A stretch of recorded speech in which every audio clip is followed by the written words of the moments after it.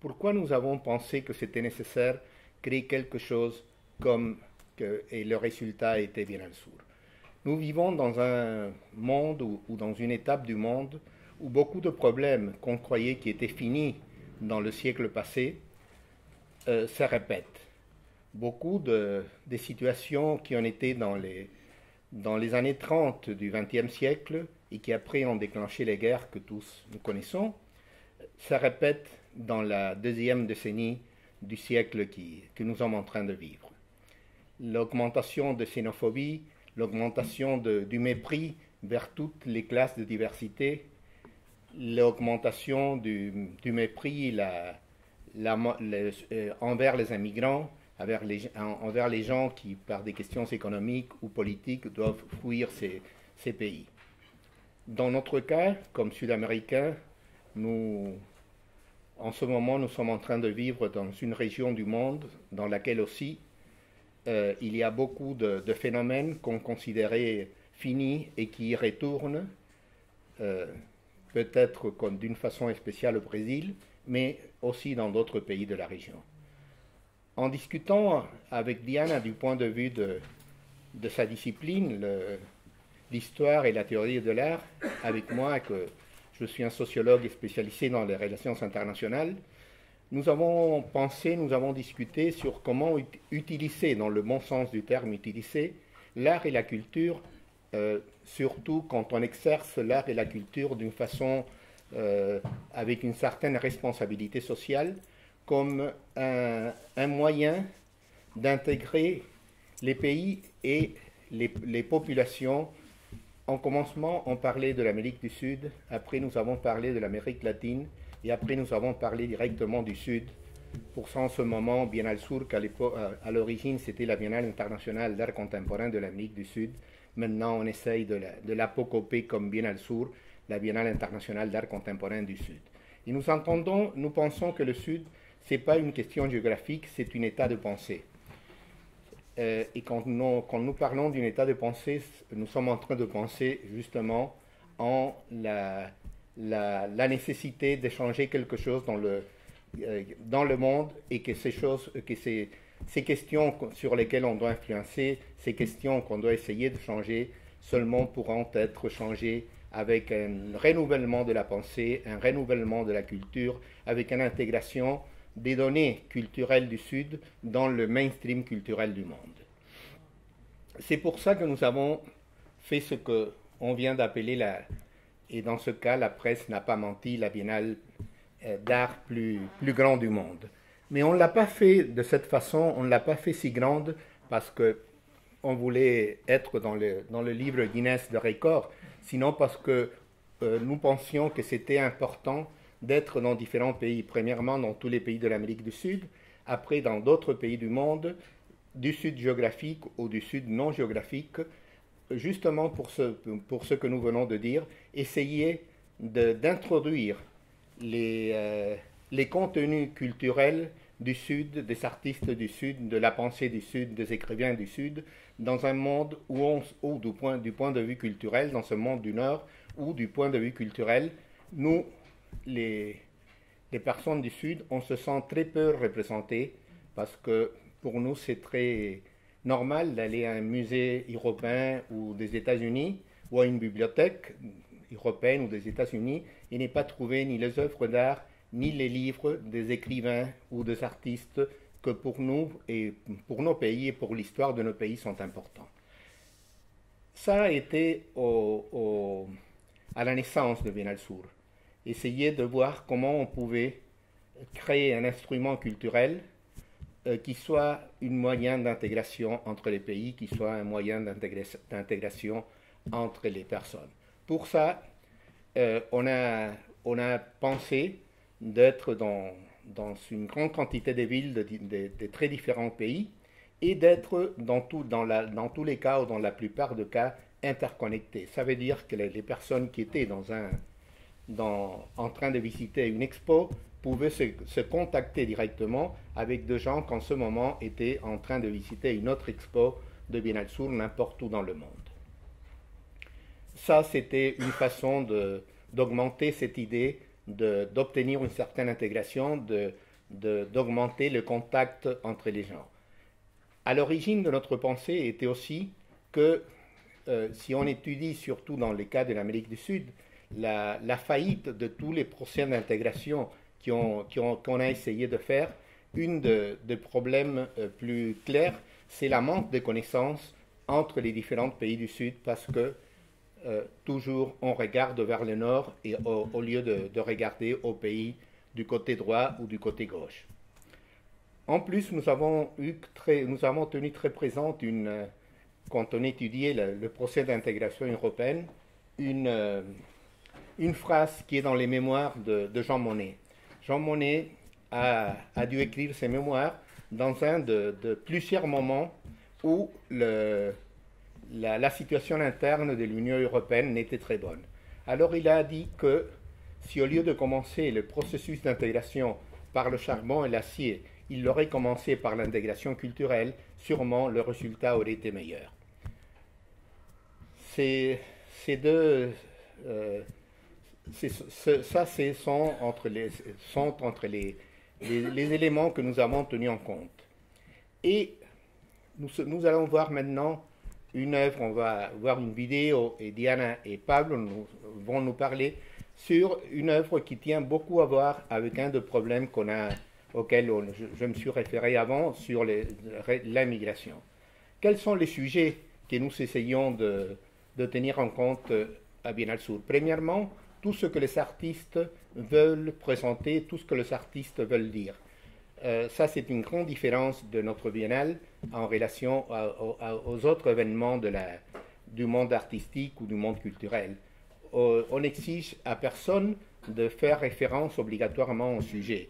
Au contraire, nous voulons lire à travers les présentations des artistes les discours de la société, ce que la société pense que d'une façon que s'exprime à travers l'œuvre de ces artistes ou de ces écrivains ou de ces intellectuels. Et alors, chaque biennale a été conçue avec des sujets principaux qui ont sorti de présentations des artistes. Dans le premier cas, c'était 2700 artistes et commissaires qui se sont présentés, et pour la deuxième édition, c'était plus de 5000. Les problèmes de genre et des minorités sexuelles, et surtout et majoritairement les problèmes d'immigration, ont été très présents dans Biennale Sur parce que, comme tous les savons, sont très présents dans la société actuelle. Évidemment, si moi je continue à parler de Biennale Sur, c'est notre fils préféré avec Diana, et on peut parler pendant 2 heures. Mais je pense que c'est mieux d'interrompre ici, de voir la vidéo de Pablo, et après dans les dialogues, il y aura opportunité pour que vous pourriez me demander d'autres choses ou pouvoir parler un peu plus de Biennale Sur, d'autres points de vue. Alors, pour finaliser, merci à tous d'être ici dans cette Paris assez chaud aujourd'hui. Merci.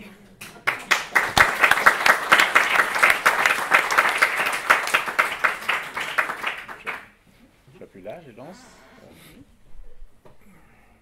Donc, on va voir deux petites vidéos. Elles sont courtes, 2 minutes et 5. La première, et après la première, on va en discuter peut-être un peu, et ensuite on verra la deuxième. La première, c'est comment on a réalisé l'œuvre, tout le making of, comme on dit, de la production, pas de la production, de l'installation de l'œuvre. Alors, je clique ici et ça marche? Oui, on est d'accord? Voilà.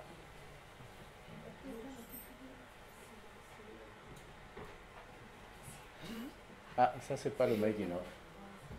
Escape. Escape.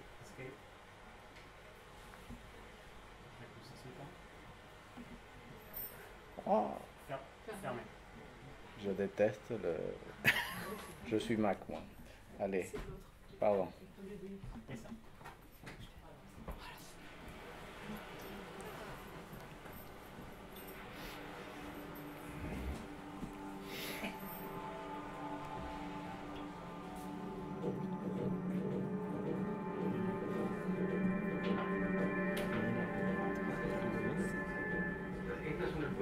Tiene una alusión a un proceso migratorio, digamos, uno viene del otro lado. Nosotros como argentinos somos un país construido por la inmigración y en este lugar preciso es donde llegaban corrientes migratorias, llegaban acá, llegaban con el barco acá, entraban en cuarentena acá, eran admitidos en el territorio acá. La gran inmigración argentina entró por este lado, o sea que todos los que están acá, nosotros hemos de algún modo venido del otro lado, hemos llegado del otro lado.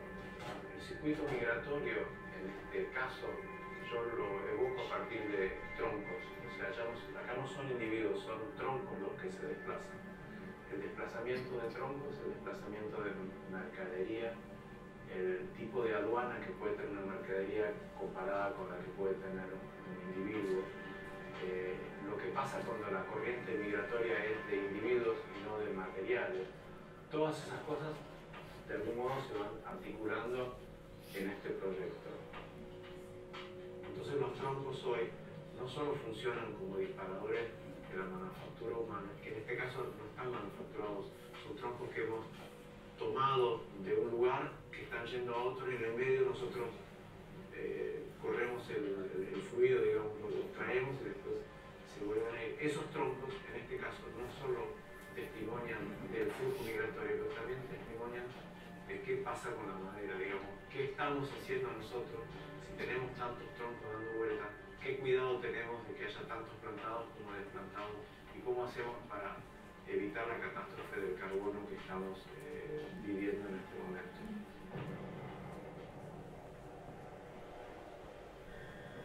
Si nosotros pudiéramos dar un salto de conciencia y entender que estas maderas que están acá son fundamentales para la sobrevida de nuestra especie, quizás evitemos que nosotros nos transformemos en cuerpos flotantes, nuestros hijos, que sería aún peor, porque si fuera yo está bien, pero lo que estamos buscando está mal.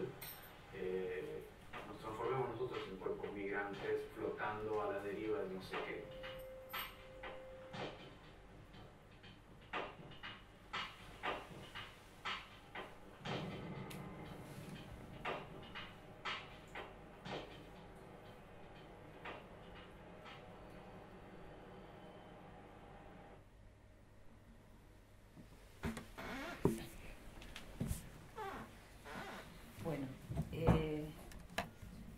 Acogiendo el costado de América Latina que tiene esta mesón y mi capacidad de entender francés, pero no de hablarlo, les pido disculpas. Sé que muchos de ustedes entienden español como yo entiendo francés y muchos mejor también. Entonces, bueno, les pido disculpas y voy a hacer algunos breves comentarios. Je demande pardon de ne pas parler en français. C'est une langue qu'elle comprend, mais elle pense qu'elle ne s'expresse pas très bien, alors elle ne veut pas parler en français, mais elle pourrait parler en français. Et prenant du côté de l'Amérique latine. Oui. Avant, je veux faire une petite explication. Ce que vous voyez, c'est l'œuvre de Pablo dans l'Hôtel des Émigrants de Buenos Aires. L'Hôtel des Émigrants. Mira lo que ibas a decir vos. Ah, bueno. Je croyais que tu avais oublié de dire ça. No, pero eso lo iba a decir después. Porque quería retomar con un par de afirmaciones al estilo de las primeras vanguardias, el plan Sentencia, dos de las cuestiones que afirmó, que quedaron resonando en la presentación de Aníbal y que tienen que ver con la obra de Pablo. Nosotros creemos en el valor de lo simbólico, creemos que desde el arte se pueden modificar algunas cosas, poquitas, pero algo se puede modificar, y creemos justamente que Bien el Sur es un acto político en el sentido más amplio del término. También reivindicamos el derecho a la cultura. Lo reivindicamos no solo por el derecho a la cultura en sí mismo, sino porque creemos que a través de ejercer el derecho a la cultura es posible identificar otros derechos. Por eso, promover obras como las de Pablo permiten, o trabajar con planteos como la de Pablo, permite desde lo simbólico subrayar aspectos que muchas veces están adormecidos o que por ser tan recurrentemente señalados por los medios, por ejemplo, terminamos quedando como adormecidos por el machacar con la imagen del niño en la playa, del niño el migrante que se encontró en una playa de Lampedusa, o no me acuerdo ya de dónde. Entonces, lo simbólico muchas veces trae a la reflexión cosas que por exceso de presencia no vemos. Ayúdame un poco. Bon courage. Bon, Diane a dit qu'elle voulait reprendre quelques questions qui étaient dans les paroles que j'ai données, en disant que nous croyons dans les valeurs symboliques, ou nous croyons dans la valeur des symboles, et que nous croyons aussi que del lugar reivindicamos el lugar de la cultura, que nous pensons que non, mais antes de eso habías dicho otra cosa que estaba muy bien y que el no la... sentido político de Bienal Sur. Oui, que nous revendiquons le sens politique de Bienal Sur et le sens de Bienal Sur comme une façon d'exercer et de donner la possibilité d'exercer à tout le monde leur droit à la culture. Parce que nous pensons que le droit à la culture, c'est quelque chose presque élémental qui permet après d'avoir accès à d'autres droits humains qui sont en ce moment aussi niés. ¿Qué más querés que diga? En este caso, justamente es el derecho de tránsito el que está puesto en exhibición, digamos, el que está subrayado. Dans ce cas, c'est justement un des droits humains, que c'est le droit de transit, qui est mis en exhibition par l'œuvre de Pablo et souligné dans l'œuvre de Pablo. Y antes de ir específicamente al sitio donde está localizada, que es por donde vamos a iniciar parte del diálogo, quería agregar que la cuestión de tránsitos y migraciones es uno de los temas más fuertes que está en este momento en esta edición de Bienal Sur. Oui, qu'avant de parler du lieu où est placée l'œuvre de Pablo, Diana voulait remarquer que les questions sur les transits et les migrations, c'est un de points forts de cette édition de Bienal Sur. Que está desde el kilómetro cero, que es donde está radicada la obra de Pablo, que es el Hotel de Inmigrantes, es el sitio, como comentaba Pablo en el video, a donde llegaron millones de europeos, pero también de africanos, de medio orientales y de gente de distintos orígenes a nuestro país, y son todas estas combinaciones de orígenes los que nos constituyen. Oui, que c'est que l'œuvre est dans ce que nous appelons le kilomètre zéro de la Biennale, et c'est le moment de dire que justement nous pensons que l'Hôtel des Émigrants de Buenos Aires, sous l'université que je préside et dans laquelle Diane est la directrice d'art et culture, a 5 musées à Buenos Aires. 2 de ces musées sont dans l'Hôtel des Immigrants, que nous avons une concession du gouvernement pour le restaurer et pour faire ces musées. Et l'Hôtel des Immigrants, ce que nous considérons le kilomètre zéro de la Biennale, et à partir de ces kilomètres zéro, nous mesurons la distance avec les différents endroits de la Biennale. Ça, c'est pas une façon de penser que la Biennale, c'est une Biennale de l'Argentine. La Biennale Sur n'est pas une Biennale de l'Argentine, c'est une Biennale qui est née en Argentine avec la collaboration de beaucoup de penseurs des différents pays latino-américains et des différents pays du Sud, même jusqu'à des penseurs du Qatar ou du Maroc, etc. Un de ces penseurs est avec nous, que c'est Pastor Mellado, un grand commissaire chilien qui a beaucoup participé dans différentes étapes à partir de la constitution de la Biennale. Pero ahora sigue hablando. Esto es como una traducción comentada. Yo les prometo fervientemente para la próxima voy a poder leer en francés. Prometido. Pour la prochaine fois, elle va nous parler en français pour éviter mes commentaires pendant que je fais la traduction. Ahora sí, mais on doit reconnaître que je peux gagner ma vie comme interprète. Si je veux. Médiateur, d'accord. Más allá de esta situación, quería terminar de señalar que, bueno, no solo desde nuestro espacio en Buenos Aires, en donde está la obra de Pablo, y hay otras obras y otros proyectos en donde la cuestión de las migraciones, los tránsitos y los exilios están presentes. Este tema se hace presente en otra serie de espacios, e inclusive aquí en Francia el sábado tendrá lugar el trabajo de la presentación del trabajo de Hugo Abeta, que también está ligado a la cuestión de las migraciones, pero además una serie de proyectos de los FRACs están también ligados a este tema y están asociados a Bien al Sur. O sea que en particular en Francia y en Italia los proyectos seleccionados están condensados, si bien hay otras cuestiones, están condensados en el tema de la migración. Ces projets évidemment tiennent à voir avec la question des migrations, que comme nous avons dit c'est un des sujets qui ont plus de présence dans la Biennale Sur 2019 et spécialement en France, parce que pas seulement ici dans la vidéo de Pablo, sinon aussi la présentation qui aura lieu le samedi à 16h dans le Macval de l'œuvre de Hugo Abeta, et dans différents programmes que la Biennale a avec différents FRAC. Aussi est très présent le sujet de migration, et aussi en Europe où on va inaugurer au Maxi de Rome le prochain vendredi, le vendredi 20, une œuvre très importante qui a été exposée aussi à Buenos Aires l'année passée, qui s'appelle Ulysse un migrant, qui c'est une vidéo-installation vraiment très très significative. Entonces, llegados a este punto, quiero darle la palabra a Pablo con una ampliación de concepto. Cada artista elige revelar el problema o desanudar el problema de una manera diferente, y una cuestión que surgió desde el comienzo con Pablo, cuando empezamos a charlar sobre este proyecto, fue la de asociar el problema medioambiental, o sea, la condición de habitabilidad del mundo con la condición del migrar. Lo contestamos directamente.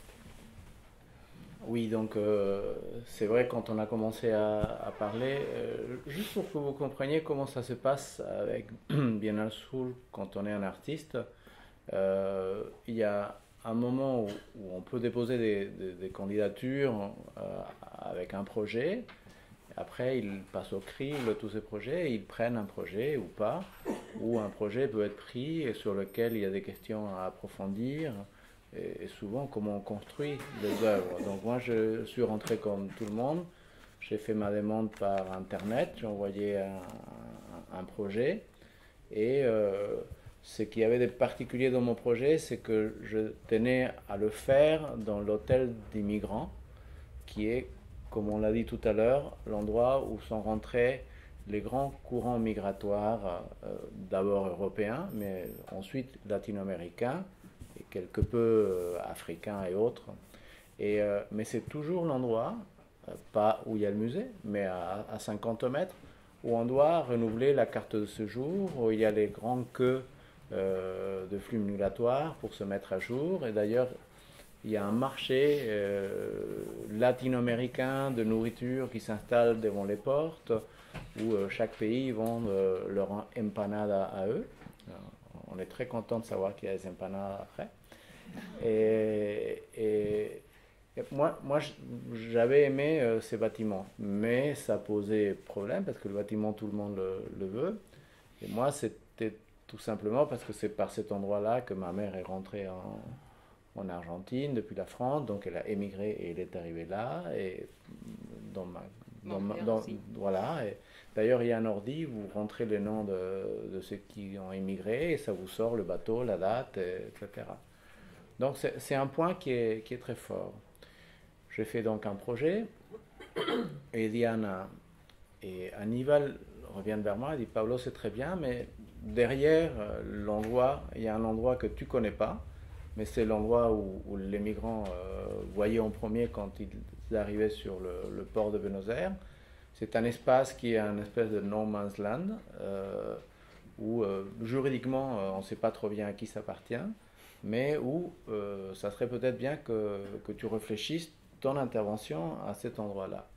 Et dans mon intervention, il était question de quelque chose que j'utilise dernièrement beaucoup, mais que vous connaissez peut-être pas de cette manière-là, parce que vous me connaissez plus avec mes arabesques, de mes bons spaghettis, etc. Mais bon, les bons spaghettis se font à partir du bois. Et le bois, c'est la première matière première avec laquelle j'ai commencé à travailler quand j'étais tout petit. Et c'est une matière pour laquelle j'ai un affect tout particulier. Mais tout comme j'ai un affect tout particulier pour cette matière-là, et tout comme mon œuvre se passe beaucoup sur la manière comme les végétaux grandissent, donc moi ce que j'applique dans mes sculptures, c'est une logique de croissance végétale, et ensuite les sculptures se développent, aussi bien en bois qu'en métal.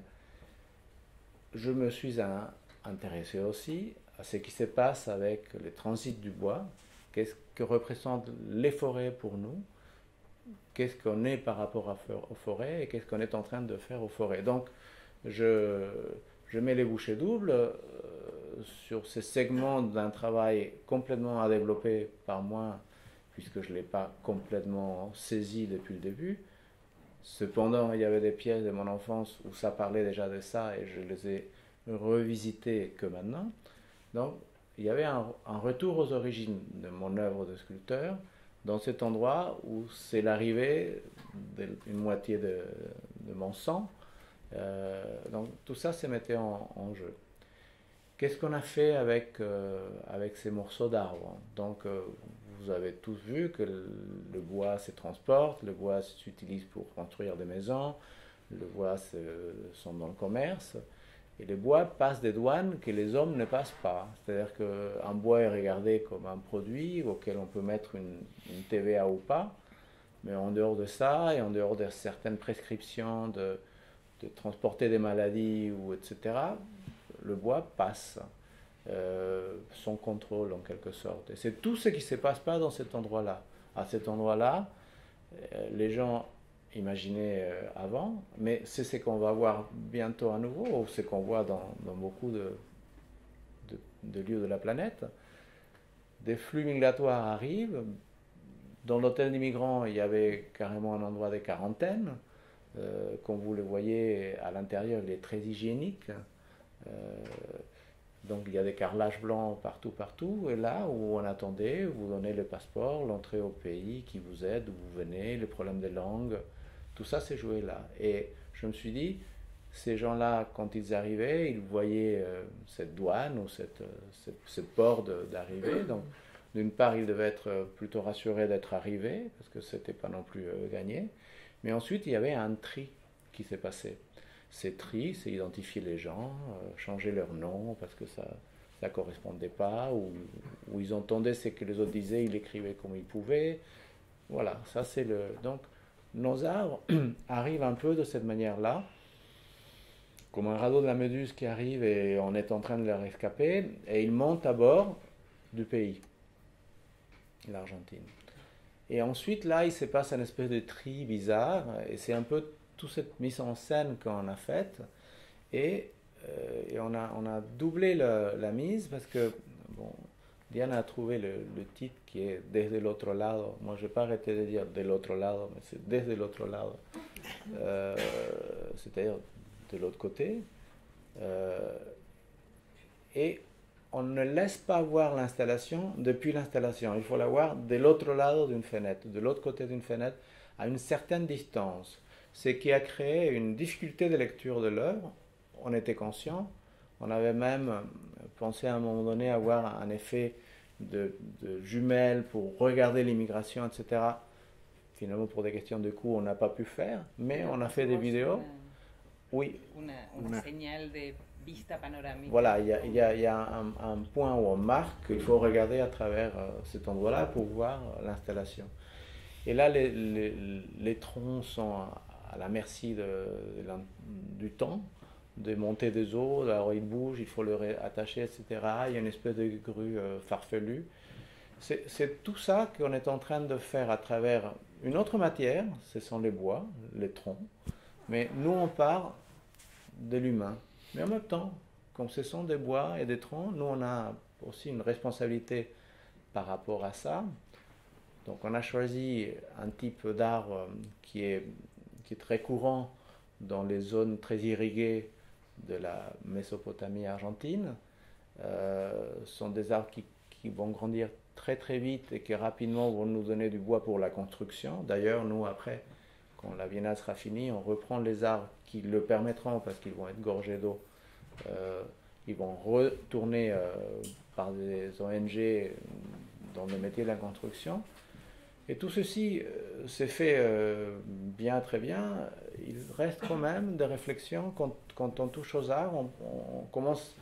On fait comme ça et après on rentre un peu et après on voit qu'il y a un gros problème. C'est-à-dire que c'est fantastique qu'on utilise de bois de rapide croissance pour construire nos habitats, mais les bois de rapide croissance boivent énormément d'eau et captent pratiquement rien de dioxyde de carbone. Donc, d'un point de vue du cycle, il est moyen. Et donc, l'humain qui a tout déréglé et qui doit survivre, sinon on finit comme ces morceaux d'arbres-là.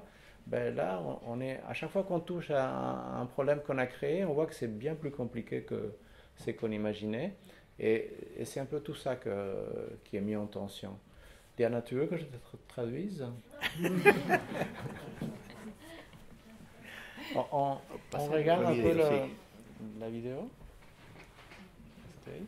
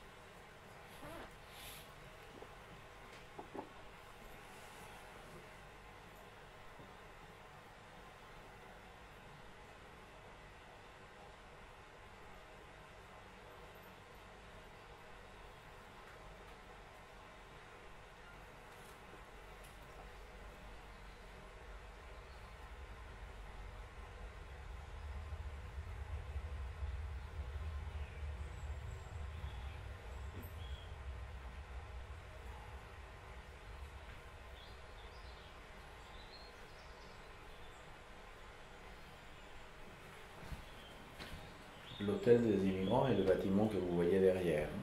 C'est là où sont arrivés nos parents.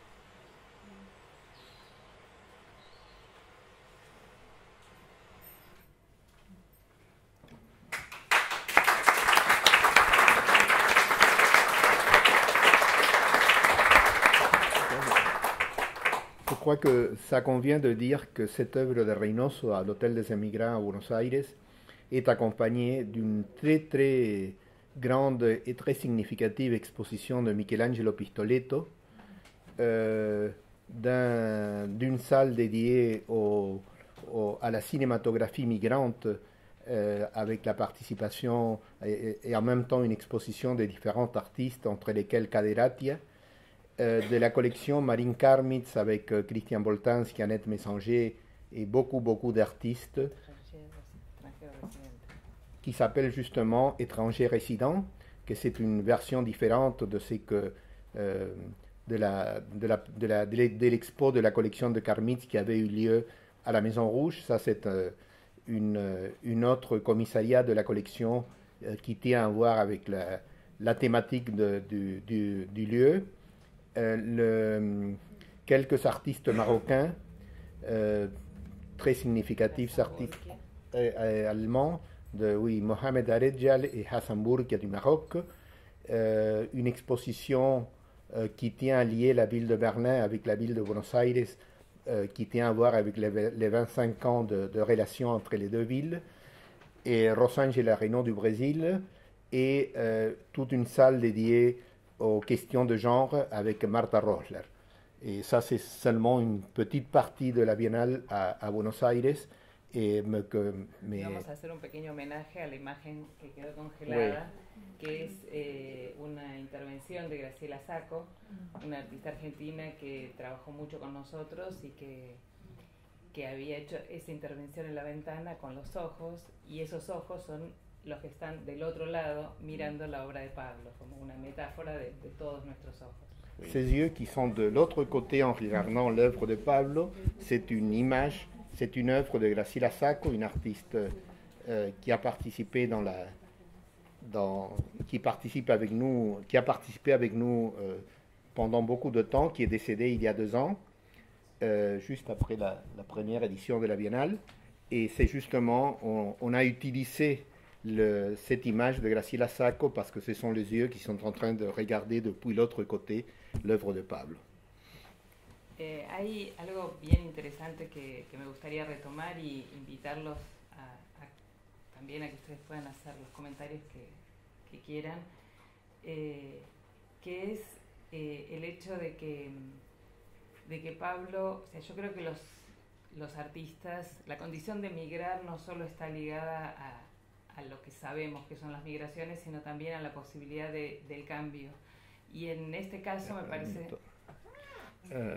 qu'il y a quelques faits qu'elle veut remarquer comme une façon de commencer après le dialogue, que la condition de la migration n'est pas seulement liée au voyage et au changement, sino también justamente a la posibilidad de trabajar en un presente continuo, que es un presente de cambio. Sinon aussi à la possibilité de travailler dans un présent continu, que c'est un présent de changement. Y en ese sentido, y como disparo para Pablo, pensaba la cantidad de modificaciones a lo ya conocido de Pablo que supone este trabajo. Et comme une provocation à Pablo, elle pensait à la multiplicité des situations complètement différentes, que c'est justement un changement en relation à l'œuvre traditionnelle ou à l'œuvre que tous on connaissait de Pablo. Porque nosotros, o sea, descriptivamente nos encontramos con muchos de los materiales que son los materiales que definen la obra de Pablo, pero en términos de combinación de esos materiales y de puesta en juego, tenemos una tensión dramática que normalmente la obra de Pablo no tiene. Justement, du point de vue des matériaux, on retrouve les matériaux qui sont traditionnels dans l'œuvre de Pablo, mais du point de vue de la signification et de la tension dramatique, on retrouve des choses qui n'étaient pas présentes traditionnellement dans son œuvre. Y para colmo, et en plus, surge la propuesta del video, de algo en un escultor como Pablo, absolutamente matérico, materialista, en el sentido material. El video es otro desafío. Et en plus, sort la question de faire une vidéo qui est pour un sculpteur qui travaille qui a travaillé toujours avec la matière, ça c'est aussi un changement et quelque chose qui est complètement différent. ¿Cómo vivís esa experiencia? ¿Qué balance haces? Comment je vis cette expérience? Quel est mon bilan En fait, ce sont des aspects qu'on ne connaît pas de moi, mais qui sont très clairs chez moi. Ma famille intime le connaît très bien. Mais je me montre toujours d'une manière, et par pudeur peut-être, ou parce que la réflexion passe par là. Il y a des multiples raisons. Mais ce qui est intéressant du travail que j'ai fait avec Diana et avec Aníbal, c'est que avec Aníbal, on se connaît depuis longtemps. Avec Diana, vraiment moins, mais elle a une profonde intuition sur moi, et on a élaboré plein de projets pour aboutir à celui-là, mais en plus on a élaboré d'autres parce qu'on pense à d'autres choses, etc. Et ce qui est frappant, c'est la vitesse à laquelle on s'est communiqué. Moi, je fais un petit croquis, j'envoie, ça répond tout de suite. Il n'y a pas ces problèmes de temps ni d'espace. On est dans la connexion. C'est naturel. Et elle sait me pousser. Bon, me ha llevado. Ou en tout cas, elle a su me donner le champ pour que je puisse faire et le soutien. Et ça, pour moi, c'est très important. C'est quelque chose dont j'avais profondément besoin. C'est un peu comme si on vous a habitué à chanter dans un registre, mais que vous avez une autre gamme et que vous avez vraiment envie de la sortir et poser la voix autrement. C'est ce qui s'est passé avec le projet. Ça a été très compliqué de le construire, un peu à la distance, des problèmes budgétaires, enfin tout ce qu'il y a de plus normal quand on fait un truc compliqué. Les autorisations dans un lieu qui est un non-lieu, parce que c'est un lieu qui n'a pas une vraie jurisprudence. Ça, on ne sait pas trop bien à qui ça appartient. C'est en tout cas protégé par l'armée ou la préfecture. La préfecture là-bas, c'est la préfecture maritime. Mais encore eux, ils ne savent pas jusqu'où ça va. Bon, en tout cas, ils ont le cadenas pour qu'on puisse rentrer et sortir. Et donc, il a fallu élaborer plein de stratégies pour pouvoir y arriver. Et ça ressemble beaucoup à ce qui se passe pour arriver dans des pays où on déploie plein de stratégies, apprendre des langues, comprendre la culture ou pas la comprendre, arriver tout d'un coup avec succès, avec rejet, avec... Donc, on vit en condensé, c'est dans quoi on parle. Et alors pour moi, c'est juste un commencement de me montrer autrement. J'espère que j'aurai d'autres opportunités. Je pense que je les aurai. Et en plus, elles se gestent, donc elles sont là. Mais oui, c'est vrai, je prends une autre parole, mais je pense qu'il est temps que je la prenne. Le temps court et s'il y a dedans, il faut les sortir, ces choses-là. Je suis fils d'immigration, mais j'ai immigré moi-même. Pour des raisons politiques d'une part, mais pour un choix profond d'amour pour la France en mon cas. Donc, je suis constamment confronté à faire 1, 2, 3, 4 lectures de la même chose. J'ai appris par ma culture, par ma famille, par mon épouse, une lecture psychanalytique de choses, ce qui vous donne toujours... Enfin, vous prenez pas les choses telles qu'elles arrivent, vous les prenez et ensuite ça se décortique un peu, ça reste ouvert, mais c'est une manière de penser constamment ouverte, et c'est ça qui se joue dans ce que vous êtes en train de voir. Et vous le verrez davantage parce que là il commence à avoir des œuvres en dur et en solide. D'ailleurs, on prépare avec Diane encore un autre truc un peu farfelu qui est un peu hors sujet par rapport à la Biennale, mais je peux le citer quand même. Elle m'a invité à intervenir dans un lieu qui est prestigieux et elle a même aiguillé un peu, dis donc, ce que tu m'avais montré dans les dessins préparatoires, qu'est-ce que tu en penses? J'ai dit, bien, ça tombe bien, je suis en train de le faire, et ça a donné une participation avec la Biennale dans un lieu qui s'appelle Opal, qui se trouve la fondation Opal se trouve à Crans-Montana en Suisse, où on a envoyé déjà une pièce qui est un exercice d'articulation entre cette matière brute et ma matière élaborée, où on voit un arbre qui est complètement poétique, mais en même temps, c'est un esquelette de ce qu'était un arbre. C'est un peu ce qu'on pourrait dire, tiens, les arbres étaient comme ça, on n'a pas tous les morceaux, mais je vous explique comment il était. Voilà, c'est dans cette veine-là. Et là, on va dresser carrément un arbre de 7,50 mètres qui est fait de bois, de chêne et d'acier, qu'on présente en fin novembre, décembre aux États-Unis. Et donc voilà, les choses s'ouvrent et je remercie à Aníbal et à Diana et à toute l'équipe de la Biennale qui est énorme. C'est beaucoup de gens que vous ne voyez pas, mais beaucoup de gens sont derrière, ou en tout cas, avec pas beaucoup de gens, ils font un travail qui devrait être fait par beaucoup de gens. Et, avec beaucoup de travail et peu de gens. Voilà, mais quand même, il y a du monde. Hein. Et c'est une opportunité qu'ils m'ont donnée, ils m'ont fait confiance et je leur remercie profondément. Yo lo que agradezco desde mi lugar es a Pablo y aquí hay justamente varios artistas con los que trabajamos, que son aquellos artistas que todo el tiempo están asumiendo desafíos nuevos, que cuando están en un lugar de confort se descolocan y quedan en la nebulosa, y de ahí sale un trabajo nuevo. De ma part, dit Diana, je veux remercier à Pablo et à d'autres artistes, quelques-uns sont ici dans la salle, qui ont toujours la volonté de ne pas rester dans le lieu de confort, sinon de faire de nouveaux de faire de nouvelles expérimentations et d'assumer de nouveaux défis.